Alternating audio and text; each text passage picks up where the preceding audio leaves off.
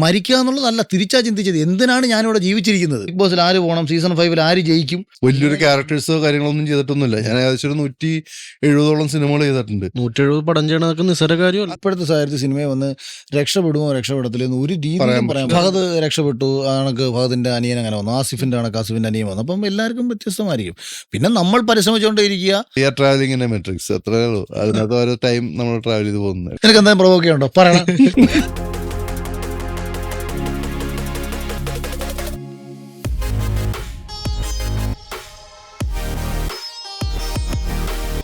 Okay, അപ്പൊ എന്നോട് ഇതേപോലെ എന്താ പറയാ, ആൾക്കാർ കാണുമ്പോ നാട്ടുകാരാണെങ്കിലും വീട്ടുകാരാണെങ്കിലും ബാക്കിയുള്ളവരെ കാണുമ്പോഴത്തേക്ക് ചോദിക്കും, പടത്തില് അഖിൽമാരുടെ പടത്തിൽ ഉണ്ടാവില്ല എന്നുള്ള രീതിയിലാണ് സംസാരിക്കണത്. ഞാൻ പറയും അങ്ങോട്ട് ചെന്ന അയാളെന്നെ പുറംകാലിൽ തുടങ്ങും.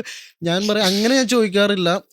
അങ്ങനെ അല്ല, ചോദിക്കണം. അങ്ങനെ അവസരം കിട്ടിയിട്ട് കാര്യമില്ല. അതേസമയം ഞാൻ നിന്നെ വിളിക്കുക, വിഷ്ണുവിടെ ഒരു പരിപാടി നീ ചെയ്താൽ നന്നാവും.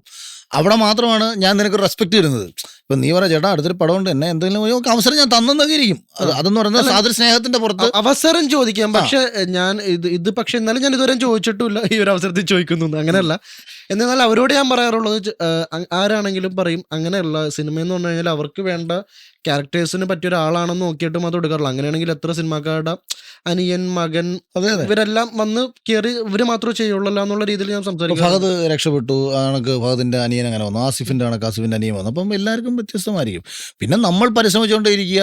അത് ഞാൻ ചെയ്യുന്ന പടത്തിലായാലും, ഷീചേട്ടൻ നാളെ ഡയറക്ഷൻ വല്ലതും ചെയ്യുന്നുണ്ടെങ്കിൽ അദ്ദേഹത്തിന്റെ പടത്തിലായാലും, അല്ല ഉണ്ടെങ്കിൽ പുള്ളിക്ക് നല്ല ഡയറക്ഷൻ, അല്ല അങ്ങേർക്ക് നല്ല ഡയറക്ഷൻ സെൻസ് ഉള്ള ആളാണ്. പിന്നെ പുള്ളി ഈ കോട്ടൊക്കെ ഇട്ടിരിക്കുന്നതുകൊണ്ട് വലിയ പാടാ കോട്ടി നിറങ്ങാൻ. അതല്ല ഞാൻ ഇതിന്റെ ഒരു സുഖം പിടിച്ചു. ഈ കോട്ടിന്റെ സുഖത്തിന് കരവാരി കയറി ഇരുന്ന് പോയി.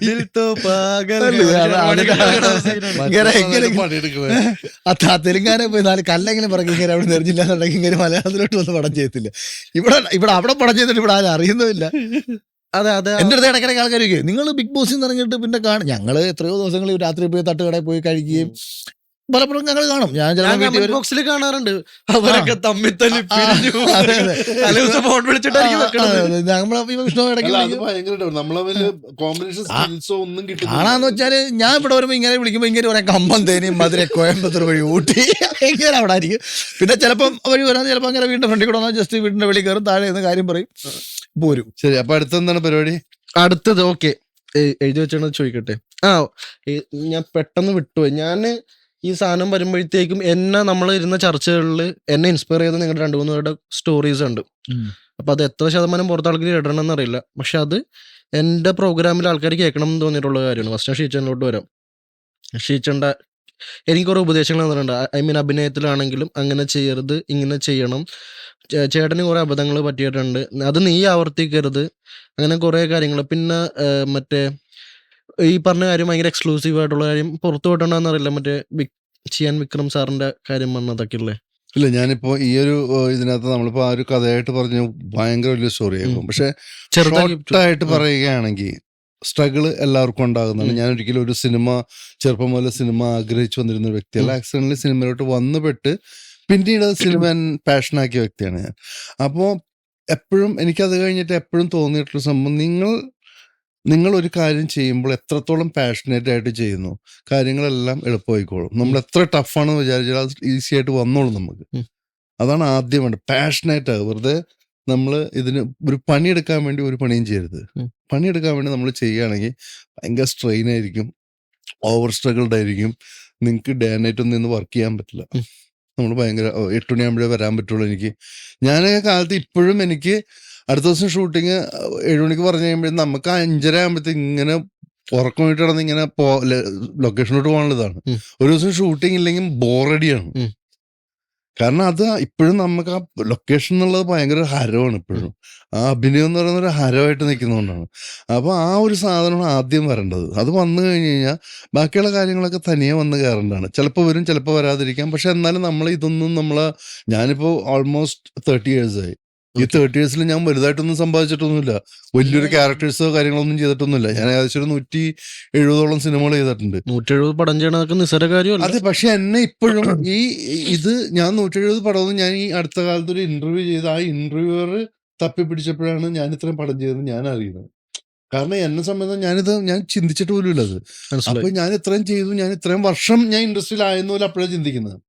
സോ എന്നെ സമയത്തോളം പുതിയത് വരുന്നു ഇങ്ങനത്തെ ഒരു ഇത് തന്നെയാണ് നമ്മുടെ ഉള്ളിൽ നിൽക്കുന്നൊരു ഇനി എന്തോ ഞാൻ ചെയ്യാനുണ്ട്, ഇനി വലിയ സാധനങ്ങൾ വരാൻ പോകുന്നുണ്ട്, വലിയ സാധനങ്ങൾ. ഞാനിപ്പോഴും ആ ഒരു നിന്റെ അവസ്ഥ തന്നെയാണ് എൻ്റെ മനസ്സിൻ്റെ ഉള്ളിൽ കിടക്കുന്നത്.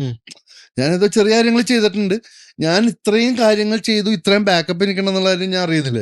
ബുദ്ധിമുട്ടില്ലെങ്കിൽ മറ്റേ ചെറുതാക്കി മറ്റേ വിക്രത്തിന്റെ സ്റ്റോറി ഇല്ല, ഒന്നും വിക്രത്തിന്റെ സീൻ എന്ന് വെച്ചാൽ വിക്രം തമിഴ്നാടൻ വിക്രത്തിന്റെ ആണ് ഈ പറയുന്നത്. ഞാനും വിക്രവും ഒരേ ടൈമാണ് ശരിക്കും പറഞ്ഞു കഴിഞ്ഞാൽ. ഒരേ ടൈം എന്നെക്കാളും കുറച്ചും കൂടെ സീനിയറാണ് വിക്രം ബട്ടർഫ്ലൈസിലൊക്കെ ചെയ്യുന്ന സമയത്ത് ഞാൻ ആയിട്ടില്ല. പക്ഷെ വിക്രം ഒരു ഗ്യാപ്പ് കഴിഞ്ഞിട്ട്, ധ്രുവ കഴിഞ്ഞിട്ട് വിക്രം തമിഴില് ഒരു നല്ലൊരു സ്ട്രഗിൾ പീരീഡ് നന്നായിട്ട് ഞങ്ങൾക്കൊക്കെ ഭയങ്കര എക്സ്പീരിയൻസ്ഡ് ആണ് ശരിക്കും.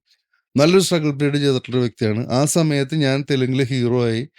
അപ്പൊ എൻ്റെ പടം, എൻ്റെ ആദ്യത്തെ ഒരു 3-4 പടം വിക്രം അപ്പൊ ഡബിങ് ആർട്ടിസ്റ്റായിട്ടും കൂടെ ചെയ്യുന്നുണ്ട്. അതായത് തെലുങ്കിൽ നിന്നും തമിഴിലോട്ട് ഇത് മാറ്റുന്ന പടങ്ങളുടെ ഹീറോ ക്യാരക്ടേഴ്സിന് വിക്രത്തിന് നല്ല ശബ്ദമായത് കാരണം പിന്നെ ലാംഗ്വേജും അറിയാവുന്നതുകൊണ്ട് വിക്രത്തിനെ ഡബ് ചെയ്യാൻ വിളിക്കാറുണ്ടായിരുന്നു.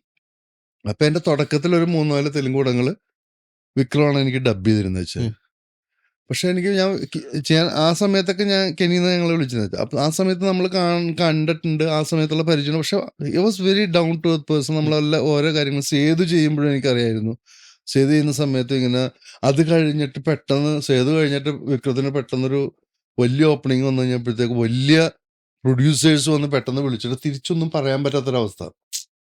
സൂപ്പർ ഗുഡ് അങ്ങനത്തെ വലിയ പ്രൊഡ്യൂസേഴ്സ് പ്രൊജക്ടുകളായിട്ട് വരും, വലിയ ഡയറക്ടേഴ്സ് പ്രൊജക്ടുകളായിട്ട് വരും. ഇവരുടെ അടുത്തൊന്നും നോ, കാരണം നമ്മളത്ര റെസ്പെക്ട് ചെയ്ത വ്യക്തികളുടെ അടുത്ത് നോ പറയാൻ പറ്റാത്തൊരവസ്ഥയുണ്ട്. അല്ല, ഞാനിപ്പം ഈ സത്യത്തില് പറ്റിയൊരു പ്രശ്നം അതാ. അവിടെ നോ പറയാൻ പഠിക്കുന്നിടത്താണ് അവിടെ നോ പറയുകയും ചെയ്തു. ഇവർക്കും നമുക്ക് സക്സസ് വരുമ്പം കുറെ ആൾക്കാർ വരും, ഇവരെയൊക്കെ നമ്മൾ നേരത്തെ റെസ്പെക്ട് ചെയ്തിട്ടുള്ളവരാ. ഇവര് പെട്ടെന്ന് ഇവർക്കൊരു പ്രോജക്ട് ഓണാക്കാൻ വേണ്ടി അഖിലിപ്പം ബിഗ് ബോസ് ജയിച്ചല്ലോ, എന്നാ പിന്നെ അഖില ഒരു പരിപാടി എന്ന് വരുമ്പോഴത്തേക്ക് ചിലയിടത്ത് നമുക്ക് ഒന്നും പറയാൻ പറ്റത്തില്ല. അത് അലമ്പ് പ്രോഗ്രാം, അതപ്പോ നോ പറയാൻ പറ്റാത്ത അവസ്ഥ വരും അവർക്കൊക്കെ. അപ്പൊ ആ ഒരു സിറ്റുവേഷൻ ഇതെല്ലാം ഞാൻ കണ്ട് ഫേസ് ടു ഫേസ് കെനിയുടെ ലൈഫിൽ ഞാൻ കണ്ടു പോയിട്ടുണ്ട്. ആ സംഭവങ്ങൾ നമുക്ക് ഒപ്പമില്ലെങ്കിൽ പോലും ദൂരെ നിന്ന് കണ്ട് ഞാൻ അനുഭവിച്ചിട്ടുള്ളതാണ്. അപ്പോ അത് കഴിഞ്ഞിട്ട് പിന്നെ ഒരു റൂട്ടിലെത്തും, നമുക്ക് ഇത് മതി നോ പറയേണ്ടടുത്ത് നോ പറഞ്ഞു. അത് പറഞ്ഞു. അതല്ലാണ്ട് ഇപ്പൊ ചേട്ടന്റെ ലൈഫിലാണെങ്കിൽ ഇപ്പൊ ചേട്ടന്റെ പടത്തിലോട്ട് ഡബ് ചെയ്ത ഒരാള് നിൽക്കുന്ന പൊസിഷനും മറ്റേ ഇത് മനസ്സിലായില്ല. അപ്പൊ ഇത് ചിലവർക്ക് പെട്ടെന്ന് ചേട്ടൻ എന്നെ ഏറ്റവും കൂടുതൽ ഇൻസ്പയർ ചെയ്യണത് അതാണ്. ചിലവര് ഡൗൺഫോൾ ആവേണ്ട സ്ഥലത്ത് ചേട്ടൻ വളരെ എന്താ പറയാ ഫിനിക്സിനെ പോലെ തന്നെ മേളിലോട്ട് കയറി വരുന്നു എന്നുള്ള. നമ്മള് മേളിലോട്ട് കയറി സിനിമ എന്ന് പറയുന്നത് ഗ്രാഫ് എന്ന് പറഞ്ഞാൽ ഇങ്ങനെ പോയിട്ട് ഇങ്ങനെ വന്നു. സിനിമ കാണുന്നത് തന്നെയാണ് നമ്മളുടെ ജീവിതം. സിനിമക്കാരുടെ ജീവിതം സിനിമയിൽ കാണുന്നത് തന്നെയാണ്. 2.5 മണിക്കൂറുള്ള സിനിമയിൽ പിച്ചക്കാരനായിട്ടുള്ളവൻ ക്ലൈമാക്സിലാവുമ്പോഴത്തേക്ക് കൊക്കോടീശ്വരനായി വലിയൊരു ആളായിട്ട് മാറി കാണുന്നത് സിനിമയിൽ മാത്രമാണ്. വേറെ ഒരു ഇൻഡസ്ട്രിയിലും നിനക്ക് ഇത് കാണാൻ പറ്റില്ല. പക്ഷെ എപ്പോഴും നമ്മളുടെ ഉള്ളിലൊരു പ്രതീക്ഷ നിൽക്കുന്നത് നാളെ എന്റെ ദിവസമാണെന്നുള്ളതാണ്. അതാണ് സിനിമയുടെ ഏറ്റവും വലിയൊരു മെസ്മറിസം എന്ന് പറയുന്നത്, അല്ല മാജിക് എന്ന് പറയുന്നത് അതാണ്. നമ്മൾ ഒരിക്കലും ഇത് വിട്ടുപോകാന്നുള്ള 100 സിറ്റുവേഷൻ വന്നാലും നമ്മള് പണ്ടൊക്കെ പറയുന്ന ഒരൊറ്റ വെള്ളിയാഴ്ച മതി, ഇപ്പൊ വ്യാഴാഴ്ച പടങ്ങൾ ഇറങ്ങണം. അത് ഒരു ദിവസം, അത് 20 ദിവസം, വെള്ളിയാഴ്ച ഒറ്റ ദിവസം ഭയങ്കര നമ്മളെ പിടിച്ചു നിർത്തും അവിടെ.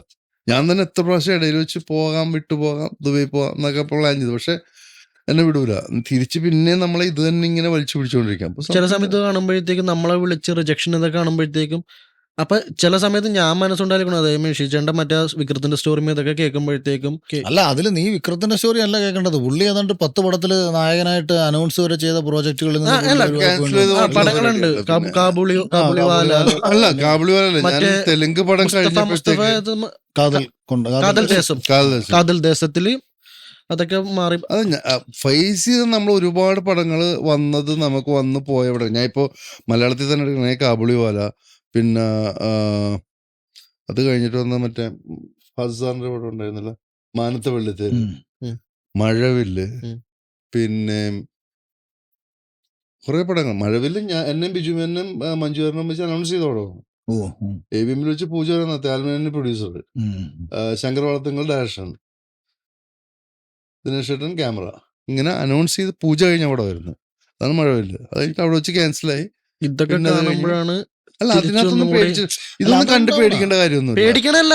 ഇത് കാണുമ്പോഴാണ് എനിക്കിപ്പോ ഡൗൺ ആവുമ്പോഴത്തേക്കും നമ്മൾ തന്നെ ഇപ്പൊ നമ്മളിപ്പോ എല്ലാ സമയവും നമുക്ക് ഭയങ്കര പോസിറ്റീവായിട്ട് എനർജിക്ക് ആയിട്ട് ഇരിക്കാൻ പറ്റില്ല. നമ്മൾ തന്നെ അല്ലെങ്കിൽ ഫ്യൂച്ചറിനെ നമ്മളെ പറ്റി ആലോചിക്കുമ്പോ തളർത്തുന്നത് സിനിമയിൽ നമ്മൾ അതിജീവിക്കാൻ നമ്മളെ തളർത്തുന്ന ഫസ്റ്റ് ഫിനാൻഷ്യൽ ആണ്. ഉം. അതിന് ഒരു ബാക്കപ്പ് നമ്മൾ എപ്പോഴും കണ്ടെത്താൻ ശ്രമിക്കുക. ഫിനാൻഷ്യൽ സപ്പോർട്ട് ഞാനും പല പിള്ളേരോട് പറയുന്നതാ.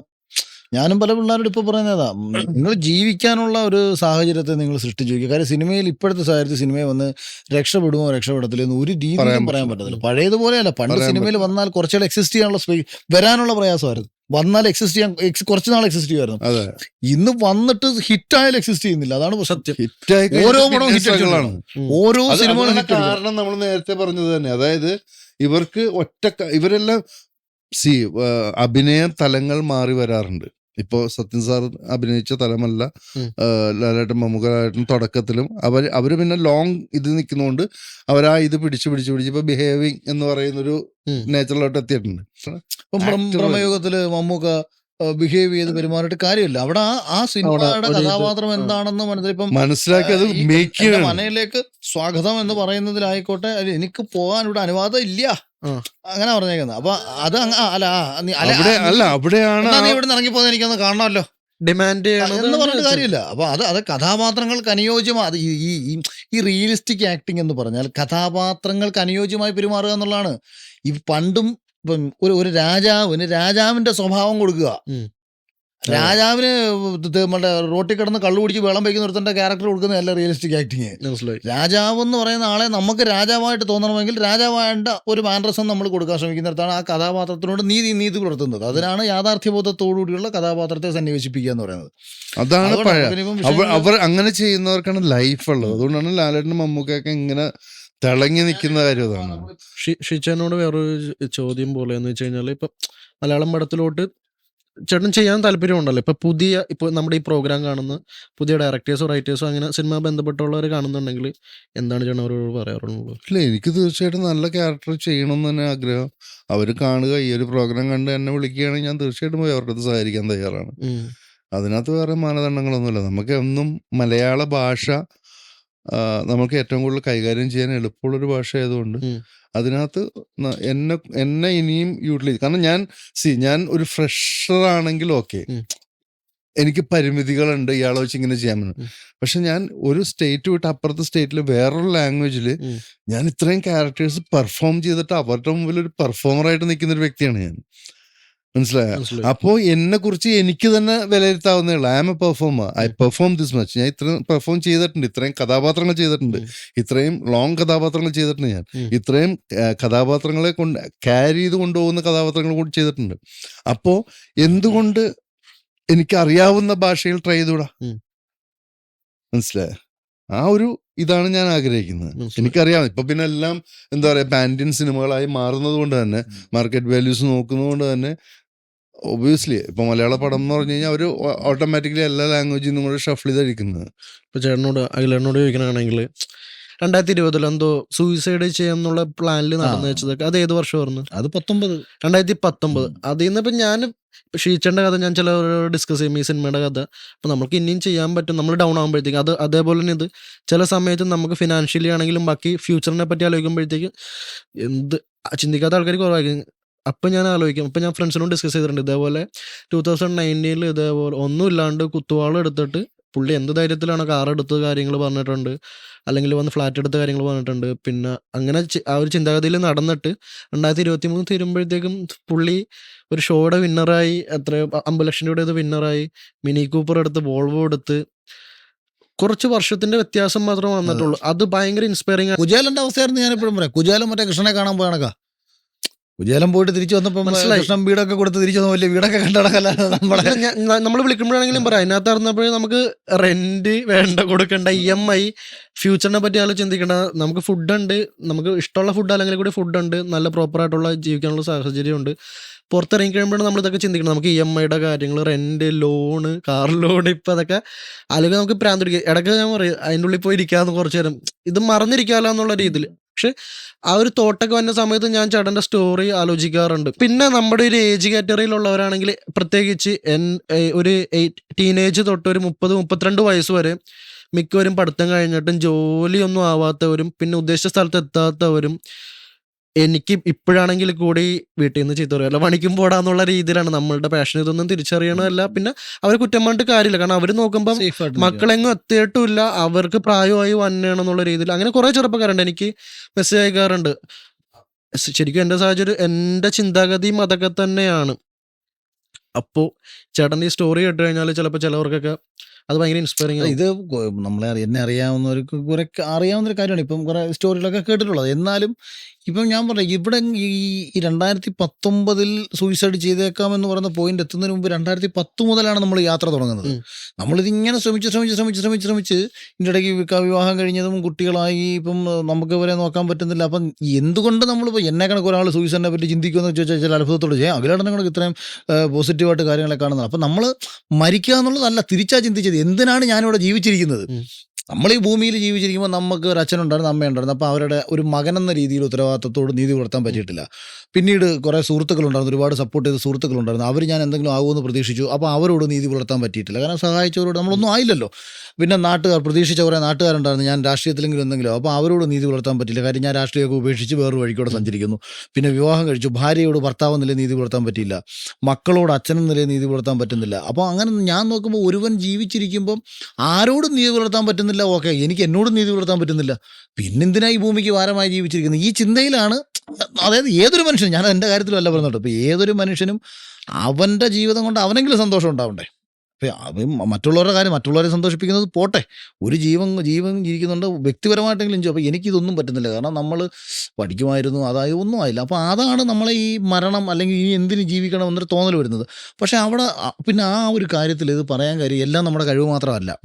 അവിടെ ആകെ ഞാൻ ഭയങ്കര ശുഭാപ്തി വിശ്വാസത്തോടു കൂടി മുന്നോട്ട് പോയിക്കൊണ്ടേയിരുന്നു. ചെറിയ ചെറിയ കച്ചിത്തുരുമ്പുകളെയും ഞാൻ ഭയങ്കര വലിയ വടങ്ങളാക്കി മാറ്റി. ആ കൊച്ചൊരു, അതായത് ഒരു മൈന്യൂട്ട് പോയിന്റുകൾക്ക് വേണ്ടി ഞാൻ ഇങ്ങനെ സെർച്ച് ചെയ്തുകൊണ്ടിരിക്കുമായിരുന്നു. എവിടുന്ന് എപ്പോൾ ഈ ഓപ്പർച്യൂണിറ്റീസ് എന്ന് പറയുന്ന സാധനം വരില്ല. ഇപ്പം ഞാൻ തന്നെ പറഞ്ഞിട്ടുണ്ട്, ഞാൻ എൻ്റെ പ്രൊഡ്യൂസറോട് കഥ പറയുന്നത് 10-12 പേരുടെ മുന്നിൽ നിന്ന് കഥാപ്രസംഗം അവതരിപ്പിക്കുന്നതൊക്കെ ഞാൻ സിനിമയുടെ തിരക്കഥ പറയുന്നത്. ഇത് ചിലപ്പോൾ എല്ലാവരും പറയണമെന്നില്ല, അവിടെ ഇറങ്ങിപ്പോയാൽ ഞാൻ പരാജയപ്പെട്ടു. ഇപ്പം ഈ അടുത്ത് എൻ്റെ അനിയൻ എന്നോട് ചോദിച്ചു, നമ്മളെയും കൊണ്ടൊന്ന് രക്ഷപ്പെടുത്തറേ എന്ന് പറഞ്ഞു. അപ്പോൾ എനിക്കൊരിക്കലും എൻ്റെ അനിയനെ അങ്ങനെ രക്ഷപ്പെടുത്താൻ പറ്റത്തില്ല. കാരണം ഞാൻ നമ്മുടെ അതോ ഇതിലിരിക്കുന്ന എല്ലാ സാധനം പോയി എടുത്താൽ നിനക്ക് രക്ഷപ്പെടാം എന്നേ എനിക്ക് പറയാൻ പറ്റൂ. അത് എടുത്തു കൊടുക്കാൻ എനിക്ക് പറ്റത്തില്ല. അവനത് എടുക്കാൻ വേണ്ടി ശ്രമിക്കണം. ഇത് തന്നെയാണ് നമുക്ക് പുതിയ തലമുറയോട് പറയാനുള്ളത്. അതായത് നിങ്ങൾ ശ്രമിച്ചുകൊണ്ടേ ഇരിക്കണം. അന്നേരം ഈ എൻ്റെ ഒരു പേഴ്സൺ, അത് നമ്മൾ അന്ധവിശ്വാസമല്ല, യുക്തിരാഹിത്യമായിട്ടും പറയുകയല്ല, ഈ ആരെങ്കിലുമൊക്കെ ഏതെങ്കിലും വഴി കൂടെ നമ്മളെ ഹെൽപ്പ് ചെയ്യാൻ എത്തുമെന്നുള്ള ഒരു ബോധ്യം എനിക്കുണ്ടായിരുന്നു. അങ്ങനെയാണ് ഞാൻ സിനിമ സംവിധായകനായി മാറുന്നത്. പക്ഷേ അപ്പോഴും ഫിനാൻഷ്യലി നമുക്കൊന്നും കിട്ടിയിട്ടില്ല. കാര്യം ഫസ്റ്റ് പടത്തിൽ നിന്ന് ഒരു വരുമാനം എന്ന നിലയ്ക്ക് ഞാനൊന്നും വാങ്ങിയിട്ടില്ല. റെമ്യൂണറേഷൻ എന്ന് പറയുന്ന സംഭവം 0 ആണ്. പക്ഷേ അപ്പോഴും എനിക്ക് ജീവിക്കണം. ഞാൻ മറ്റുള്ളവരെ കാഴ്ചപ്പാടിൽ ഫിലിം ഡയറക്ടറായി. അപ്പോൾ എന്നോട് ഒരുത്തൻ കളിയാക്കിക്കൊണ്ട് ചോദിച്ചു, എന്ത് കളയാ, പടമൊക്കെ എടുത്തിട്ട് വലിയ മാറ്റമൊന്നുമില്ലല്ലോ, വീണ്ടും I-20 കാറിലൊക്കെ തന്നെ നടക്കുന്ന പൈസ ഒന്നും കിട്ടിയില്ലേ. അപ്പം അതായത് എനിക്കൊരു ചേഞ്ച് വന്നു. പക്ഷേ ഈ ചേഞ്ച് എനിക്ക് എൻ്റെ ജീവിതത്തിൽ കാണിക്കാൻ പറ്റുന്നില്ല. ഞാൻ ഡയറക്ടറായി എന്നുള്ളത് ഓക്കെ, പക്ഷേ എൻ്റെ നാട്ടുകാർ നോക്കുമ്പോഴും സുഹൃത്തുക്കൾ നോക്കുമ്പോഴും ഇവൻ പണ്ട് ഇതിലേ കൂടെ ലോക്കൽ അടിച്ച് കിടന്നു, ഒരു പടവിൻ്റെ ഇടയ്ക്ക് കൂടെ എടുത്തു, ഇപ്പം വീണ്ടും പണ്ടത്തെ കണക്കിന് ലോക്കൽ അടിച്ച് കിടക്കുന്നു. ആ ചിന്തയിൽ നിന്നുകൊണ്ടാണ് എന്നാലൊരു ചേഞ്ചെങ്കിലും എനിക്കുണ്ടെന്ന് അറിയണമല്ലോ, അപ്പോൾ ഒരു വണ്ടിയെങ്കിലും മാറണം. അങ്ങനെ വണ്ടി മാറാൻ വേണ്ടി ഒരു തീരുമാനമൊക്കെ എടുക്കുന്നത് ആദ്യം അങ്ങനെയാണ്. അങ്ങനെ പിന്നെ വീട്ടിൽ നിന്ന് വീണ്ടും അതായത് ശങ്കരൻ വീണ്ടും തെങ്ങി തന്നെ എന്ന് പറയുന്ന അവസ്ഥയായി സിനിമ എടുത്ത് കഴിഞ്ഞതിന് ശേഷവും. കാര്യം വീട്ടിൽ നിന്ന് വീണ്ടും നിൽക്കാൻ പറ്റുന്നില്ല. ഞാൻ അപ്പോഴത്തേക്ക് ഒരു സുപ്രഭാതത്തിൽ കുടുംബമായിട്ട് എറണാകുളത്തേക്ക് വരുന്നു. ഇവിടെ വരുന്നു, എങ്ങനെയൊക്കെയോ പല പരിപാടികൾ പല രീതിയിൽ ഓരോ മാസവും ഓരോ പൈസ ഒപ്പിക്കുന്നു. അതായത് വണ്ടിക്ക് CC അടയ്ക്കാം, എൻ്റെ കൂട്ടുകാരൻ്റെ പേരിലാണ് വണ്ടി CC ഇട്ടേക്കുന്നത്, അതടയ്ക്കാൻ ഒരു പൈസ വേണം. എറണാകുളത്ത് ഫ്ലാറ്റിന് റെൻറ്റ് കൊടുക്കണം, വീട്ടിലെ ചിലവ് നോക്കണം, കുട്ടികളുടെ പഠിത്തം നോക്കണം, മാസം എങ്ങനെയായാലും ഒരു 1.5 ലക്ഷം രൂപ എങ്ങനെയായാലും അത്യാവശ്യം കാര്യം, നമുക്ക് വണ്ടിയിൽ എണ്ണ അടിക്കണം, ഇതെല്ലാം വേണമല്ലോ. ഇപ്പം ഈ സമയത്ത് ഈ 1.5 ലക്ഷം രൂപ എങ്ങനെ ഒപ്പിച്ചെന്ന് വെച്ചാൽ എനിക്കറിയത്തില്ല. പിന്നെ കുറച്ച് സുഹൃത്തുക്കൾ ചെറിയ പൈസകൾ തന്ന് സഹായിക്കുന്നതിന് അപ്പുറത്തേക്ക് അന്നേരം തോന്നിയത്, ഇന്നിപ്പോൾ ഒരാൾ വിളിച്ചു, അളിയാ അതാണ്ട് കോഴിക്കോട്ടൊരു കാറ് കിടപ്പുണ്ട്, അത് എടുത്ത് വിറ്റ് കഴിഞ്ഞാൽ 25,000 രൂപ കിട്ടും, എന്നാൽ പോവാം. അത് പോയി നോക്കുക, 25,000, ചിലപ്പോൾ 25,000 കിട്ടത്തില്ല, ചിലപ്പോൾ 20,000 നഷ്ടമായിരിക്കും. പക്ഷേ അങ്ങനെ മെനക്കെട്ട്, കാരണം ആ സമയത്ത് സിനിമയെക്കുറിച്ച് ചിന്തിക്കാൻ നമുക്ക് പറ്റുന്നില്ല. ഒരു മാസത്തെ ചിലവ് എങ്ങനെ കണ്ടെത്തുമെന്ന് അറിയാൻ പറ്റാത്ത സാഹചര്യത്തിൽ കൂടെ പോയിക്കൊണ്ടിരിക്കുമ്പോൾ ഏത് കഥ, ഏത് സിനിമ, പിന്നെ അടുത്തൊരു സിനിമ ചെയ്യണമെന്നുണ്ട്. പിന്നെ അതിൻ്റെ ഇടയ്ക്ക് കൂടെ നമ്മൾ ഈ യൂട്യൂബിൽ സിനിമയെ പറ്റി സിനിമ എടുക്കുന്ന ആൾക്കാരെ കുറിച്ചുള്ളവരുടെ പരിഹാസം, അതിനെ അതിജീവിക്കണം. ഇതെല്ലാം വെച്ചിട്ട് നമ്മൾ സിനിമയെക്കുറിച്ച് ചിന്തിക്കുമോ, ജീവിതത്തെക്കുറിച്ച് ചിന്തിക്കുമോ, അങ്ങനെ എങ്ങനെയെങ്കിലും ജീവിച്ചാൽ മതി എന്ന് പറയുന്ന രീതിയിലുള്ളൊരു ഓട്ടത്തിൻ്റെ ഇടയിലാണ് ഈ കഴിഞ്ഞ വർഷം നമുക്ക് ഈ ബിഗ് ബോസുമായി ബന്ധപ്പെട്ട വിഷയങ്ങൾ വരുമ്പോൾ ബിഗ് ബോസിലേക്ക് പോകാൻ തീരെ താല്പര്യമില്ലാതിരുന്ന എനിക്ക് ബിഗ് ബോസിലേക്ക് പോകാൻ എന്നെ പ്രേരിപ്പിക്കുന്ന ആകെ ഒരു ഘടകം എന്ന് പറയുന്നത് ഒരു ദിവസം കിട്ടുന്ന ശമ്പളം. അത് ഇത്ര 10 ദിവസമെങ്കിൽ 10 ദിവസം, 20 ദിവസമെങ്കിൽ 20 ദിവസം, ആ കിട്ടുന്ന ശമ്പളം മേടിക്കുക, തിരിച്ചു വരിക എന്നുള്ള. പക്ഷേ ഇത് എന്തുകൊണ്ട്, അതാണ് ഞാൻ പറഞ്ഞത്, ഈ കഴിഞ്ഞ 10-13 വർഷങ്ങളായിട്ടുള്ള ഒരു പ്രയത്നവും അതിനു മുന്നേ ഏകദേശം ഒരു 1ാം ക്ലാസ് മുതൽ നമുക്ക് ചുറ്റും നമ്മൾ കണ്ട ആൾക്കാരിൽ നിന്ന് നേരിട്ട അവഗണനകളും എല്ലാം കൂടെ വെച്ച് അന്ന് മുതലേ സഞ്ചരിക്കണം. പിന്നെ ഒരുപക്ഷെ വിധി എന്ന് കൂടെ പറയാം, അല്ലെന്നുണ്ടെങ്കിൽ എൻ്റെ ജീവിതത്തിൽ ഇതൊക്കെ സംഭവിക്കണമായിരുന്നു എന്നൊക്കെ പറയാം. അല്ലെങ്കിൽ ഞാൻ ബിഗ് ബോസിലൊന്നും വരേണ്ട ആളായിരുന്നില്ല. വന്നതും ഇങ്ങനെ സംഭവിച്ചതും ഒരുപാട് ഹേറ്റേഴ്സ് ഉണ്ടായിരുന്ന എനിക്ക് ഒരുപാട് ഫാൻസ് ഉണ്ടാവുന്നതും നമ്മളെ ഇന്നും ആൾക്കാർ സ്നേഹിക്കുന്നതൊക്കെ ഒരു വിധിയുടെ കൂടെ അല്ലെങ്കിൽ ഒരു ജന്മം കൊണ്ട് സംഭവിച്ച, അതായത് ഞാൻ എൻ്റെ കഴിവിന് അപ്പുറത്തേക്ക് വിശ്വസിക്കുന്ന ചില ഫാക്ടേഴ്സ് കൂടി ഗുണകരമായി മാറി. അപ്പോൾ ഇവിടെ പുതിയ ചെറുപ്പക്കാരെ സംബന്ധിച്ച് നിങ്ങൾ ശുഭാപ്തി വിശ്വാസത്തോടുകൂടി തന്നെ സഞ്ചരിക്കണം. ഒപ്പം നിങ്ങളെ സപ്പോർട്ട് ചെയ്യുന്ന ആൾക്കാരുണ്ട്, നിങ്ങൾക്കൊരു ജീവിതമുണ്ട്. ഇനിയിപ്പം പണ്ടത്തെ കണക്കല്ല. പണ്ട് നമ്മൾ ഇന്നിപ്പം ഞാനിപ്പോൾ എൻ്റെ അടുത്ത പടം ഞാൻ ചെയ്തങ്ങ് സൂപ്പർ ഹിറ്റായെന്ന് വെച്ചോ, അത് സൂപ്പർ ഹിറ്റായി 10 ദിവസം കഴിഞ്ഞാൽ ആ സിനിമയും അതിൻ്റെ സൂപ്പർ ഹിറ്റും ആ സ്റ്റാർഡും അവസാനിച്ചു. പിന്നെ അടുത്ത പടം പരാജയപ്പെട്ടാൽ ഞാൻ പരാജയപ്പെട്ട സംവിധാനമായിട്ടാണ് മാറുന്നത്. അപ്പം ഓരോ അതായത് ഇനി ചെയ്യുന്ന ഓരോന്നും നല്ലതാക്കി കൊണ്ടുപോകണമെന്നൊരു ബാധ്യത ഇവിടെ എല്ലാവർക്കും ഉണ്ട്. ഇപ്പം നമ്മൾ സക്സസ്ഫുൾ ആയിട്ട് നിൽക്കുന്ന ഒരു നടനെ ഒന്ന് വിളിച്ചൊരു കഥ പറയണമെന്ന് വെച്ചോ, അയാൾ ഒരു പടം സക്സസ് ആയി കഴിയുമ്പോൾ തന്നെ അയാൾക്ക് മിനിമം ഒരു 5 പ്രൊഡ്യൂസേഴ്സോ അല്ലെങ്കിൽ 5 പുതിയ പ്രോജക്റ്റ് പുള്ളിയുടെ ഫ്രണ്ടിൽ ഏറ്റവും ടോപ്പായിട്ട് നിൽക്കുന്ന ഏറ്റവും ഇൻഡസ്ട്രിയിലെ ടോപ്പ് ലെവൽ ടീമിൻ്റെ എത്തും. അത് കഴിഞ്ഞ കഥ പോലും പുള്ളിക്ക് കേൾക്കാൻ ഓപ്ഷൻ ഇല്ല. പിന്നെ ഇത് ആകെ ഒരു വർഷത്തിൽ ഇപ്പം പിന്നെ ഞാൻ റിയാലിറ്റി കൂടി പറയാം, ഒരുവിധപ്പെട്ട OTT പ്ലാറ്റ്ഫോമുകളെല്ലാം സിനിമ എടുക്കുന്ന പരിപാടി അവസാനിപ്പിച്ചു. കഴിഞ്ഞ വർഷം സോണി ലീവ് എന്ന് പറയുന്ന ഒരു പ്ലാറ്റ്ഫോമിൽ എത്ര പടം ഇറങ്ങിയത് ചുമ്മാ അന്വേഷിച്ചു. എൻ്റെ അറിവിൽ എനിക്കൊന്ന് 2 മലയാളം പടങ്ങളാണ്. നെറ്റ്ഫ്ലിക്സിൽ വിഷ്ണു കണ്ട മലയാളം പടം ഏതാ? ഇതെല്ലാം ഇപ്പം ഇരട്ട പുലിമട തുടങ്ങിയ ജോയിച്ചേട്ടൻ 2 പടങ്ങൾ എടുത്തിരിക്കണം. പടങ്ങളൊന്നും ഇപ്പോൾ OTT പ്ലാറ്റ്ഫോമിന് വേണ്ട. കഴിഞ്ഞ വർഷം 240 മലയാള സിനിമ ഇറങ്ങി. ഇതിൽ നിങ്ങൾ OTT തപ്പിക്കഴിഞ്ഞാൽ എത്ര പടം കാണാൻ പറ്റും? ഈ ഉണ്ടാക്കി വെക്കുന്ന സാധനം ഇത് വിറ്റുമാറണ്ടേ? ഒരു നിർമ്മാതാവ് കോടിക്കണക്കിന് രൂപയും കൊണ്ടുവന്നൊരു പടം എടുത്ത് വെച്ചിട്ട് ഇതിന് അതാ ഞാൻ ചോദിക്കുന്നത്, ഇത് ആർക്ക് വേണ്ടി, എന്തിനു വേണ്ടി?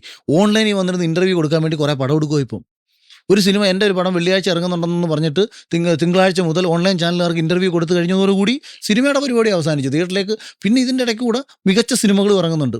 ഒരു വർഷം 100 സിനിമകളെ താങ്ങാനുള്ള ശേഷി പോലും സത്യത്തിൽ നമ്മുടെ മലയാള ഇൻഡസ്ട്രിക്ക് ഇല്ല. 100 സിനിമകൾ ഒരു വർഷം, അതായത് ഒരാഴ്ചയിൽ 2 സിനിമ വെച്ച് ഇറങ്ങിയാൽ മിനിമം റിട്ടേൺ എങ്കിലും കിട്ടും. ഈ 4-5 പടങ്ങൾ, കാരണം ഇതിനകത്ത് കാര്യം എന്ന് പറയുമോ, ഇത് എന്തുകൊണ്ട് ഇത്രയും സിനിമ സംഭവിക്കുന്നു?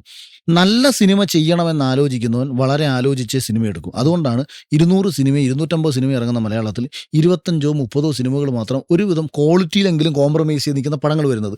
ഇത്രയും പേരേ ഉള്ളൂ. സിനിമ നല്ലത് ചെയ്യണം. ബാക്കിയുള്ളവൻ്റെ ഉദ്ദേശം സിനിമ എടുക്കുക എന്നുള്ളതല്ല, അവൻ്റെ വ്യക്തി താല്പര്യങ്ങളാണ്.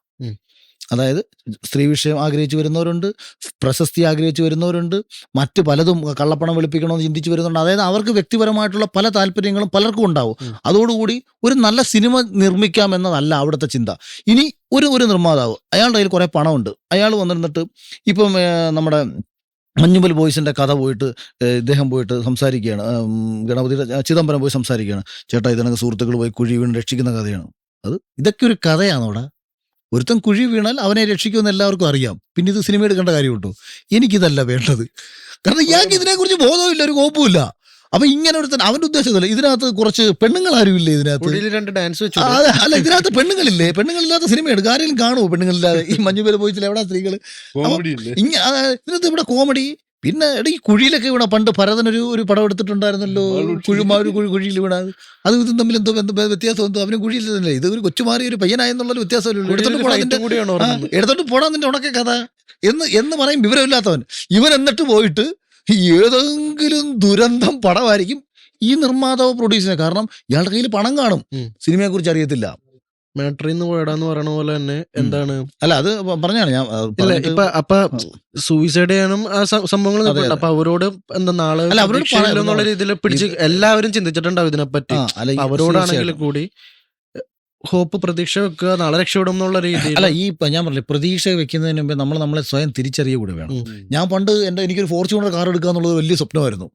പക്ഷെ ഇപ്പം ഞാൻ അതിനെക്കുറിച്ച് ചിന്തിക്കാറില്ല. ഞാൻ ഇപ്പം ചിന്തിക്കുന്നത് റേഞ്ച് റോവർ. അതെന്തോ കാര്യം, നമ്മളുടെ ചുറ്റും നിന്ന് കാണുന്ന ആൾക്കാർക്ക് വലിയ, അപ്പം റേഞ്ച് റോവർ എടുക്കണം. ഇനി ഞാൻ റേഞ്ച് റോവർ എടുത്തെന്ന് വെച്ചോ, അപ്പം ഞാൻ പിന്നെ നോക്കുന്നത് റോൾസ് റോയ്സ് ആയിരിക്കും. ഒരു മനുഷ്യന് ഒരു കാലത്തും തൃപ്തി ആവത്തില്ല. പക്ഷെ അതിനെ കട്ട് ഓഫ് ചെയ്യാൻ നമുക്ക് പറ്റും. നമ്മൾ വേറെ ആരുമായി താരതമ്യം ചെയ്യാതിരിക്കുക. അപ്പോൾ നമ്മൾ ഹാപ്പിയാവും. ഞാൻ ബിഗ് ബോസിലെ വിന്നറായി, എനിക്ക് ഇത്രയും കിട്ടി, ദൈവമേ മഹാഭാഗ്യം. ഇതുകൊണ്ട് സമാധാനം, സന്തോഷം. ഞാൻ സത്യത്തിൽ അങ്ങനെ ചിന്തിക്കുന്ന ആളാണ് കേട്ടോ. ഞാൻ പലരും വെച്ചാലും പറയും കിട്ടിയതെല്ലാം ഭാഗ്യം, ഒന്നും കിട്ടിയില്ലെങ്കിലും കുഴപ്പമില്ല. ഞാൻ അതേസമയം എടുത്തു വെച്ചിട്ട് മലയാളത്തിലെ സൂപ്പർ സ്റ്റാറുമായിട്ട് എന്നെ താരതമ്യം ചെയ്യാൻ നോക്കിയിട്ട് അവനൊപ്പം ആവാൻ ശ്രമിച്ചാൽ ഞാൻ കുഴിപ്പൂ. സന്തോഷം ഉണ്ടാകത്തില്ല. അതുകൊണ്ട് ആരുമായും താരതമ്യം ചെയ്യാതിരിക്കുക. നിങ്ങൾ നിങ്ങളായി മുന്നോട്ട് പോവുക. നിങ്ങൾക്ക് കിട്ടേണ്ടത് നിങ്ങളുടെ കഴിവിനനുസരിച്ചും നിങ്ങളുടെ പ്രയത്നത്തിനനുസരിച്ചും കിട്ടുമെന്നുള്ള ഉറച്ച വിശ്വാസത്തോടെ മുന്നോട്ട് പോവുക. തോൽക്കാതെ മുന്നോട്ട് സഞ്ചരിക്കുക, ഒരിക്കലും പിന്നോട്ട് പോയിട്ട് കാര്യമില്ല. പിന്നെ എനിക്കിപ്പോൾ ചോദിക്കാനുള്ളത് രണ്ടുപേരോടും കൂടി ലൈഫിൽ ഇതുവരെയും കേട്ടേക്കണേല ബെസ്റ്റ് ആൻഡ് വോസ്റ്റ് അഡ്വൈസ് എന്ന് വെച്ച് കഴിഞ്ഞാൽ അഡ്വൈസ് ഇല്ലേ, അതിൽ ഏറ്റവും മികച്ചതും ഏറ്റവും പൊട്ടയും തോന്നിയതും. ഇപ്പം ഞാനിപ്പം നമ്മൾ 3 പേരും കൂടി ഇരുന്ന് സംസാരിക്കുമ്പോൾ വിഷ്ണു എന്നിൽ കാണുന്ന ഒരു കഴിവുണ്ടായിരിക്കും. വിഷ്ണു അവിടെ വെച്ച് അതിൽ എന്നെ റീഡ് ചെയ്യായിരിക്കും. അല്ലെങ്കിൽ നമ്മളിപ്പോൾ സപ്പോസ് നമ്മൾ 3 പേര് വിട്ടിരുന്ന് ചെസ്സ് കളിക്കാൻ വേണ്ടി ഇരിക്കുന്നു. ഞാൻ നന്നായിട്ട് ചെസ്സ് കളിക്കുന്നു. അതിലേടാ നിങ്ങൾ ചെസ്സ് കളിച്ചാൽ നിങ്ങൾ രക്ഷപ്പെടും കേട്ടോ. അപ്പോഴാണ് ഞാൻ പറഞ്ഞു, ഇല്ലടാ എനിക്ക് ചെസ്സ് കളിക്കാൻ, എനിക്ക് ക്രിക്കറ്റ് കളിച്ചാൽ മതി. ഉടനെ നീ എന്നെ നടന്നങ്ങ് പുച്ഛിക്കും. ഞങ്ങൾ നന്നായിട്ട് ചെസ്സ് കളിക്കും, അയാൾ അതുകൊണ്ട് ക്രിക്കറ്റ് കളിച്ച് ഉണ്ടാക്കാൻ നടക്കുമെന്ന് പറയും. ഇത് നീ ഞാൻ ക്രിക്കറ്റ് കളിക്കുന്ന കണ്ടിട്ടില്ല, എനിക്ക് ക്രിക്കറ്റിൽ കഴിവുണ്ടോന്ന് അറിയത്തില്ല. അപ്പോൾ ഇത്തരം ഉപദേശങ്ങൾ എനിക്ക് കുട്ടിക്കാലം തൊട്ടേ കേട്ടിട്ടുണ്ട്. നീ പഠിച്ചാൽ മതി, നീ പഠിച്ചാൽ നീ നന്നായിട്ട് രക്ഷപ്പെടും. അതാരാ പറയുന്നത്? നമ്മുടെ അധ്യാപകരും നമ്മുടെ വീട്ടുകാരും. അതേസമയം ഞാനിപ്പോൾ ക്രിക്കറ്റ് കളിക്കുന്ന കാണുമ്പോൾ നീ അതെ നമ്മളെ ഒരു പർട്ടിക്കുലർ കാര്യം കണ്ടുകൊണ്ട് ഇതിൽ നീ രക്ഷപ്പെടും, നീ ഇത് മാത്രം ചെയ്താൽ മതി, മറ്റേത് ചെയ്യല്ലേ. ഇപ്പം ഞാൻ രാഷ്ട്രീയത്തിൽ ഇപ്പോൾ ജോലിക്ക് പോയ സമയത്ത് നീ ഇത് ചെയ്തോട്ടെ, നിനക്ക് ജോലിയിൽ നല്ല ഉയർച്ച ഉണ്ടാവും. അത് കഴിഞ്ഞ് ഞാൻ രാഷ്ട്രീയം എന്ന് പറഞ്ഞപ്പോഴത്തേക്ക് അത്യാവശ്യമൊക്കെ സംസാരിക്കുന്ന കണ്ട ആൾക്കാർ നീ രാഷ്ട്രീയത്തിൽ നിന്ന് കോൺഗ്രസിൽ നിന്ന് നീ രക്ഷപ്പെടും. അപ്പോൾ ഇങ്ങനെ അതായത് എൻ്റെ അടുത്ത് വന്ന ഉപദേശം അതാ, നീ അത് ചെയ്താൽ നീ രക്ഷപ്പെടും, അത് ചെയ്താൽ നീ രക്ഷപ്പെടും, നീ മറ്റേത് ചെയ്യല്ലേ, നീ മറ്റേത് ചെയ്യല്ലേ. അപ്പോൾ എനിക്ക് എൻ്റെ അടുത്താണെങ്കിൽ ഒരാളൊരു കാര്യം ചെയ്യല്ലേ എന്ന് പറയുന്നത് ചെയ്ത് കാണിച്ചു കൊടുക്കുക എന്ന് പറയുന്ന രീതി എനിക്ക് പൊതുവെ ഉണ്ട്. കാരണം നിനക്ക് ചെയ്യാൻ കഴിയാത്തൊരു കാര്യം ചെയ്ത് കാണിച്ചു കൊടുത്തിട്ട് അവന് മുമ്പിൽ നിൽക്കുമ്പോൾ നമുക്കൊരു സക്സസ് വരും. അപ്പോഴാണ് നമ്മൾ അവനെ പരാജയപ്പെടുത്തുന്നത്. അത് എനിക്ക് എന്നോട് ഒരേ സമയം എന്നോട് വരുന്ന ഉപദേശവും ഞാൻ അതിനെ ഓവർകം ചെയ്യുന്നതും അതേ കാര്യം തന്നെ ചെയ്ത് കാണിച്ചു കൊടുക്കുക എന്നുള്ളതാണ്. ഇപ്പോൾ സിനിമ അഖിൽമാരാർക്ക് കഴിവൊന്നുമില്ല, അഖിൽമാരാരിപ്പോൾ ഒരു പൊട്ട സംവിധാനം എന്ന് പറഞ്ഞ് കളിയാക്കിയ യൂട്യൂബർമാരുണ്ട്. പിന്നീട് ബിഗ് ബോസിൽ പോയപ്പം അവർ തന്നെ അത് തിരുത്തി പറയുകയും ചെയ്തിട്ടുണ്ട്. ഈവൻ ഫിലിം ഡയറക്ടർ എന്നല്ല, ഈ കഴിവില്ലാത്തവൻ എന്ന് പറയുന്ന ഒരു പരാമർശമെങ്കിലും അവർ തിരുത്തിയിട്ടുണ്ട്. അപ്പോൾ അവരെ കൊണ്ട് തിരുത്തിക്കുക, നമ്മളെ പരിഹസിക്കുന്നവരെ കൊണ്ട് തിരുത്തിക്കുക.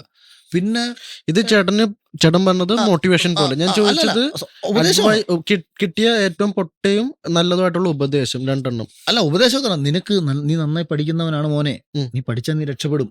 ദുരുപദേശമാണല്ലോ. അതായത് രക്ഷപ്പെടുമെന്നാണ് പൊട്ടുപദേശമായിട്ട് തോന്നി. പഠിച്ചാൽ മാത്രം രക്ഷപ്പെടും. നമ്മുടെ ഒരു പർട്ടിക്കുലർ കാര്യം കണ്ടിട്ട് നിനക്ക് ഇത് മാത്രമേ പറ്റൂ. ഇപ്പം അതായത് ഇപ്പം വിഷ്ണു ഇപ്പം നല്ലൊരു മോഡലാണെന്ന് വെച്ചോ, പക്ഷെ നീ നല്ല ആക്ടർ ആയിരിക്കും. അപ്പം നീ മോഡലിംഗ് ചെയ്തുകൊണ്ടിരിക്കുമ്പോൾ ഒരാൾ നിന്റെ അടുത്തൊന്നും പറയാം, നീ മോഡലിംഗ് ഫോക്കസ് ചെയ്താൽ മതി, ആക്ടിങ്ങിലേക്ക് പോകണ്ട, പോയാൽ നശിച്ചു പോകും.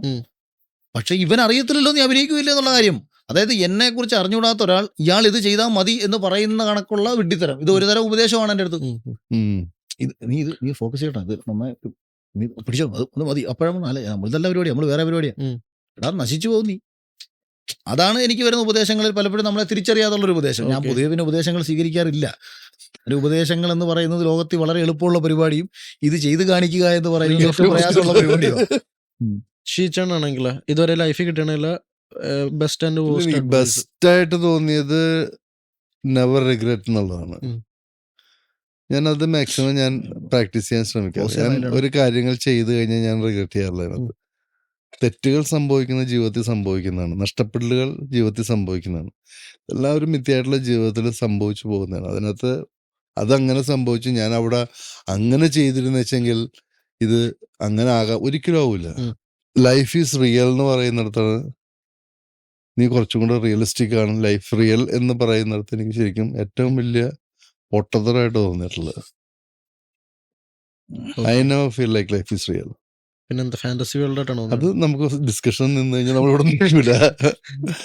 ഇത് വേറെ എന്താ പറയാ, we are travelling in a matrix, അത്രേ ഉള്ളൂ. അതിനകത്ത് ഓരോ ടൈം നമ്മൾ ട്രാവൽ ചെയ്ത് പോകുന്നത്. ഞാൻ എന്നെ അങ്ങനെ ആരും ഉപദേശിക്കാൻ വന്നിട്ടില്ല, ഞാൻ കേട്ട് നിൽക്കാറില്ല. പക്ഷെ കേട്ടാണ് ബെസ്റ്റ്. അത് ഞങ്ങൾക്ക് ബിഗ് ബോസിൽ വെച്ച് മനസ്സിലായത്. നമ്മൾ നമ്മളെ തിരിച്ചറിയുക എന്ന് പറയുന്നത്, നമ്മൾ നമ്മളോട് നീതി പുലർത്തുക എന്ന് പറയുന്നതാണ് ഏറ്റവും ബെസ്റ്റ് ഉപദേശം. ഞാൻ കേട്ടെങ്കിൽ ആ സിനിമയിൽ കേട്ടാണെങ്കിൽ അങ്ങനെ കുറെ ഉണ്ട്. പെട്ടെന്ന് ഓർമ്മയിൽ വന്നെന്ന് വെച്ച് കഴിഞ്ഞാല് എന്ത് ചെയ്യുവാണെങ്കിലും ജയിക്കണോ തോക്കണ അതല്ലാണ്ട് അത് ഓടുക എന്നുള്ളതാണ് തീർന്നവരെ, ലൈഫ് തീർന്നവരെ. പിന്നെ കേട്ടങ്ങനെ പൊട്ട ഉപദേശം എന്ന് പറഞ്ഞാല് അത് കുറച്ചൊക്കെ വീട്ടിൽ നിന്നാണെങ്കിലും ഇതിൽ നിന്നും കേട്ടതെന്ന് വെച്ച് കഴിഞ്ഞാല് നമ്മളുടെ ലൈഫ് സ്റ്റൈല് മനസ്സിലാക്കിയിട്ട് ജീവിക്കാം. നീ ഈ കാറ്റഗറി എന്ന് വെച്ചാല് നിന്റെ മനസ്സിലാക്കട, എന്നിട്ട് അതനുസരിച്ച് ജീവിക്കട, അല്ലെങ്കിൽ അതനുസരിച്ച് ഡ്രസ് ചെയ്ത് നടക്കട എന്നുള്ള കേട്ടാണ്. എനിക്കിതൊക്കെ കേൾക്കുമ്പോഴാണ് ഓരോന്ന് ചെയ്യാൻ തോന്നുന്നു സത്യം പറഞ്ഞ. അതാണ് ഞാൻ കേട്ടാണ് എനിക്ക് ബെസ്റ്റും വേസ്റ്റായിട്ട് തോന്നുന്നത്. പിന്നെ നമുക്കിത് തീർക്കാം എന്നുള്ള രീതിയിൽ എന്താ പറയാ, നമ്മുടെ പ്രോഗ്രാമിന്റെ പേര് തന്നെ വിഷ് ലിസ്റ്റ് എന്നാണ്. അപ്പൊ നിങ്ങളുടെ വിഷ് ലിസ്റ്റ് എന്താണ്? സീരിയസ്ലി പറഞ്ഞാൽ ഞങ്ങൾ ഇപ്പൊ കാറിൽ ഇങ്ങോട്ട് വന്നപ്പോൾ പറഞ്ഞൊരു കാര്യമുണ്ട്. എനിക്ക് ബാങ്കിന്റെ എല്ലാ ബാധ്യതകളും പ്രശ്നങ്ങളും 10,000 രൂപ പോലും ഞാൻ ബാങ്കിന് ബാധ്യത വന്നപ്പോൾ അടയ്ക്കാതെ അത് ഇട്ട് പെൻഡിങ് ആക്കിയ ഒരാളെ. കാര്യം എന്തെന്ന് വെച്ചാൽ എൻ്റെ ജീവിതത്തിൽ പോലും ഒരു വീട് മേടിക്കുമെന്നോ കാറ് സ്വന്തമായി മേടിച്ചിട്ട് ലോൺ എടുക്കേണ്ടി വരുമെന്നോ എന്ന് ചിന്തിക്കാത്തതുകൊണ്ടാണ് 10,000 രൂപ അത് തന്നെയാണ് സംഭവം. 10,000 രൂപ അടയ്ക്കാത്തത്. അല്ലെങ്കിൽ 10,000 രൂപ അടച്ചോ എനിക്ക് ലോണൊക്കെ എടുക്കണം ബാങ്കിൽ അങ്ങനെ പറ്റി. കാരണം അങ്ങനത്തെ ഒരു അവസ്ഥയിൽ നിന്ന് നമുക്ക് ഇത് സംഭവിച്ചത് ഒരു ആഗ്രഹിച്ച് നേടിയെടുത്തത് മാത്രമല്ല, ഉള്ളിൽ ഇതൊക്കെ ഉണ്ടായിരുന്നു എന്നുണ്ടെങ്കിലും നമ്മുടെ എവിടോ ഇത് വന്ന് സംഭവിച്ചതാ. അതുകൊണ്ട് തന്നെ ഇനി ഇന്നത് നേടിയെടുക്കണം എന്നുള്ള വാശിയോ അങ്ങനൊന്നുമില്ല. പിന്നെ എല്ലായ്പ്പോഴും ഞാൻ ഇപ്പൊ ഈ വാഹനങ്ങളോട് ഭയങ്കര ആഗ്രഹങ്ങൾ. അതെ ആഗ്രഹങ്ങളെ സംബന്ധിച്ച് ആഗ്രഹങ്ങൾ അങ്ങനല്ല. ഞാൻ പലപ്പോഴും വാശിയായിരിക്കും കാണിക്കുന്നത്. എന്നെ ഒരാൾ പരിഹസിക്കുമ്പോൾ ഇപ്പം നീ ഷോർട്ട് ഫിലിം പോലും എടുക്കത്തില്ലായിരിക്കും, നിന്റെ വാടകയ്ക്ക് പോടാ എന്ന് പറഞ്ഞ് കുറെ കൂട്ടുകാർ കളിയാക്കി പോടാ, എന്നാൽ പിന്നെ സിനിമ എടുത്ത് കാണിക്കടാന്ന് ഞാൻ കാണിച്ച് വാശി ഇതാക്കി കൊടുത്തു. അപ്പം അതിനുശേഷം പിന്നീട് ഈ ബിഗ് ബോസിലെ കേസ് അറിയാം. ഈ ബിഗ് ബോസിൽ ആര് പോകണം, സീസൺ 5 ആര് ജയിക്കും എന്ന് ഞാൻ തീരുമാനിക്കും എന്നൊക്കെയുള്ള കണ്ടന്റുകൾ എൻ്റെ മുമ്പിലേക്ക് എത്തിയപ്പോഴത്തേക്ക് എന്നാൽ പിന്നെ ഞാൻ ആ വീഡിയോ എൻ്റെ പഴയ വീഡിയോയിൽ അങ്ങനെ പറയുന്നുണ്ട്, ഇതിലെങ്കിലും പോകണമെന്ന് ഞാൻ ആഗ്രഹിച്ചിട്ടൊന്നും പോയതൊന്നുമല്ല.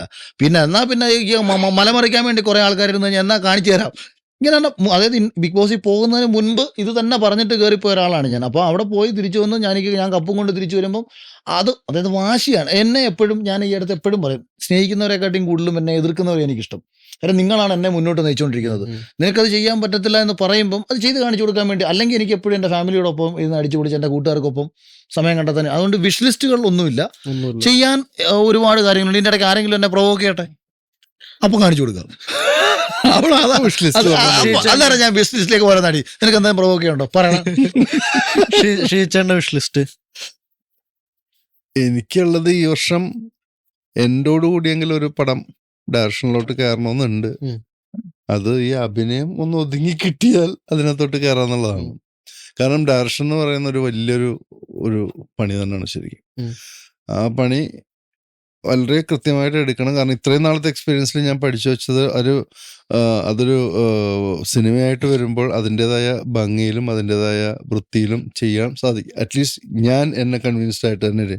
ബാക്കിയുള്ള ജനങ്ങൾക്ക് തീരുമാനിക്കാതെ നല്ലതാണോ ചീത്തയാണോ അല്ലെങ്കിൽ അത് നന്നായിട്ടാണോ എടുത്തിരിക്കുന്നതൊക്കെ ജനങ്ങളുടെ തീരുമാനിക്കുന്ന കാര്യം. പക്ഷെ ഞാൻ എന്നെ സമയത്തോളം അത് കൃത്യമായിട്ട് വരണമെന്നുണ്ട്. അത് വരണം. പിന്നുള്ളത് ഞാൻ ഒരു ഫിലിം ഫെസ്റ്റിവലിൻ്റെ ഒരു പരിപാടിയായിട്ടുണ്ട്. അതും കൂടി വർക്കൗട്ട് ആവുമെന്ന് വിചാരിക്കുന്നു ഈ വർഷം. നിന്റെ ആഗ്രഹങ്ങളൊക്കെ നിന്റെ എല്ലാം സഫലമാകട്ടെ. അതിലേക്ക് ധൈര്യമായിട്ട് തന്നെ മുന്നോട്ട് പോവുക. ഈ കയറ്റവും ഇറക്കവും ഒക്കെ ഉണ്ടാവും, അതൊന്നും പേടിക്കാതിരിക്കുക, മുന്നോട്ട് തന്നെ പോവുക. എന്താ പറയാ, എനിക്ക് ഒരുപാട് ആഗ്രഹങ്ങളുള്ള വ്യക്തിയാണ്, ആഗ്രഹങ്ങളുടെ ലിസ്റ്റ് തന്നെ ഉള്ള ഒരു വ്യക്തിയാണ്. അപ്പം ഈ പോഡ്കാസ്റ്റിന് ഒരു പേരിടണമെന്ന് പറഞ്ഞപ്പോഴത്തേക്ക് ഏറ്റവും കൂടുതൽ എനിക്ക് പെട്ടെന്ന് മൈൻഡിലോട്ട് വന്ന പേരാണ് വിഷ് ലിസ്റ്റ് എന്നുള്ളത്. എന്താ പറയുക, ഇതിലോട്ട് കൊണ്ടുവരാൻ ആഗ്രഹിക്കുന്നതും എൻ്റെ വിഷ് ലിസ്റ്റിലുള്ള ആൾക്കാരെയൊക്കെയാണ്. അപ്പോൾ നിങ്ങൾ എൻ്റെ കൂടെ ഉണ്ടാവുമെന്ന് ഞാൻ വിശ്വസിക്കുന്നു. നിങ്ങൾക്ക് തോന്നുന്ന കാര്യങ്ങൾ എന്നെ കമൻറ്റിൽ രജിസ്റ്റർ ചെയ്യാം, അല്ലെങ്കിൽ രേഖപ്പെടുത്താം. ക്രിട്ടിസൈസ് ചെയ്യണമെങ്കിൽ ക്രിട്ടിസൈസ് ചെയ്യുക. എന്ത് ഞാൻ കുറച്ചും കൂടി മെച്ചപ്പെട്ടതാക്കാൻ പറ്റുമെന്ന് നോക്കാം. ഞാൻ ഇപ്പോഴും പേടിച്ച് ടെൻഷനൊക്കെ അടിച്ച് സത്യം പറഞ്ഞാൽ അഭിനയിച്ചിരിക്കുവാണ്. പേടിയില്ലാത്ത പോലെ നല്ല രീതിയിൽ പേടിയുമുണ്ട്, ഭയങ്കര ആൻഷ്യസ് ആണ്. ഇത് തുടങ്ങാനും കാരണം, ഈ പ്രോഗ്രാം തുടങ്ങി വെക്കാനും കാരണം ഞാൻ കണ്ടൊരു കമൻറ്റ് ചെയ്യുന്നതാണ്, കുറച്ച് കമൻറ്റ്സ് ചെയ്യുന്നതാണ്. ഓക്കെ, എന്നെ കൊണ്ട് പറ്റും എന്ന് എനിക്ക് തോന്നിയിട്ട് തുടങ്ങി വെച്ചത്. എന്ന് വെച്ച് കഴിഞ്ഞാൽ ഞാൻ വലിയ ഇൻ്റർവ്യൂവറോ അല്ലെങ്കിൽ ആങ്കറോ എന്നുള്ള രീതിയിലല്ല, ജസ്റ്റ് വെറുതെ സംസാരിക്കാനേ അറിയുള്ളൂ. അല്ലാണ്ട് എനിക്ക് ആ ഒരു പർട്ടിക്കുലർ ടൈമിലോട്ടോ അല്ലെങ്കിൽ കുറച്ച് സംസാരിച്ചാൽ കറക്റ്റാണ്. ഉപദേശങ്ങളുള്ളതല്ലേ, ടെക്നിക്കലി ഒന്നും അറിയില്ല. പക്ഷെ വെറുതെ സംസാരിച്ചിരിക്കുക, നിങ്ങൾക്ക് എന്താ പറയാനുള്ളത് അത് പറയുക, എനിക്ക് എന്തെങ്കിലും പറയാനുണ്ടെങ്കിൽ അല്ലെങ്കിൽ നിങ്ങളെ കേട്ടിരിക്കുക, വരുന്നവരെ കേട്ടിരിക്കുക എന്നുള്ള രീതിയിലാണ് തുടങ്ങി വെച്ചത്. അപ്പോൾ മോശമാണെങ്കിൽ എന്താണ് മോശം, എന്താണ് അത് ചെയ്തു കഴിഞ്ഞാൽ നന്നാക്കാൻ പറ്റുമെന്നുള്ളത് കമൻറ്റ് ചെയ്യുക, നല്ലതാണെങ്കിൽ അത് പറയുക, എന്തൊക്കെ ഞാൻ മാറ്റങ്ങൾ കൊണ്ടുവരണം. തെറി വിളിക്കരുത്, തെറി വിളിച്ചോട്ടു, കറക്റ്റ് ആയിട്ടുള്ള അതുകൊണ്ട് പ്രത്യേകിച്ചൊന്നുമില്ല. നമ്മൾ കേൾക്കാതെ അറിയൊന്നുമില്ല. പല മേഖലയിൽ ആപ്പിൾ തരുമ്പോ നീ ആപ്പിൾ വേണ്ടെന്ന് പറഞ്ഞാൽ ഞാൻ തന്നെ എടുക്കണ്ടേ? ഇത് വിളിക്കുന്നതിന്റെ തെറി നീ എടുക്കണ്ട, അവൻ തിരിച്ചും കൊണ്ടുപോകുള്ളൂ. ഓക്കെ, അപ്പൊ ഇതെല്ലാം കമന്റ് ചെയ്യുക. പിന്നെ എന്താ പറയാനുള്ളത്, ഓക്കെ, ഇത് കൂടാണ്ട് ഇപ്പൊ കാണുന്ന പ്രേക്ഷകർക്ക് ഓഡിയൻസിൽ ഒരു വിഷ് ലിസ്റ്റ് ഉണ്ടാവുമല്ലോ. നിങ്ങൾക്ക് ഇവരെ കൊണ്ടുവന്നാൽ നന്നായിരിക്കും തോന്നുന്നവരുണ്ടെങ്കിൽ കമന്റ് ചെയ്യുക. ഞാൻ മാക്സിമം കൊണ്ടുവരാൻ ശ്രമിക്കുന്നതായിരിക്കും. പിന്നെന്താ പറയാ, നിങ്ങൾക്ക് ഞാനൊരു ഗിഫ്റ്റ് അല്ല, ഒരു സാധനം കൊണ്ടുവന്നിട്ടുണ്ട്, തരാം. ഓക്കെ, അപ്പോ എന്താ പറയാ, ഇതാണ് ഞാൻ തരാൻ പറഞ്ഞ ഗിഫ്റ്റ്. എന്റെ സാധനമൊക്കെ ഉണ്ട്, ഐ മീൻ വിഷ് ലിസ്റ്റിന്റെ ഇതുണ്ട്.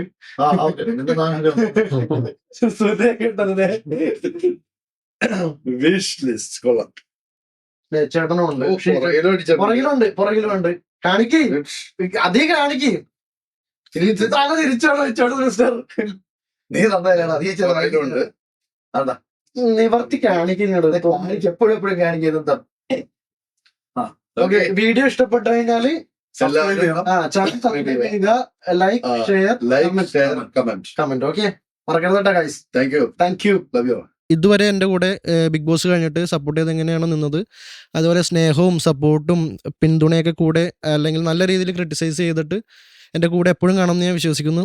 അപ്പോൾ എൻ്റെ ഈ പ്രോഗ്രാം ഇഷ്ടപ്പെട്ട് കഴിയുകയാണെങ്കിൽ ചാനൽ മറക്കാതെ സബ്സ്ക്രൈബ് ചെയ്യുക, വീഡിയോ ഇഷ്ടപ്പെട്ടാൽ ലൈക്ക് ചെയ്യുക, ഷെയർ ചെയ്യുക, കമൻറ്റ് ചെയ്യുക. എനിക്ക് ഇത്രയൊക്കെ പറയാൻ അറിയുള്ളൂ, അല്ലെങ്കിൽ ഇങ്ങനെയൊക്കെ അഭിനയിച്ചിരിക്കാൻ അറിയുള്ളൂ. എന്താ പറയുക, നന്ദി, നമസ്കാരം, താങ്ക് യു.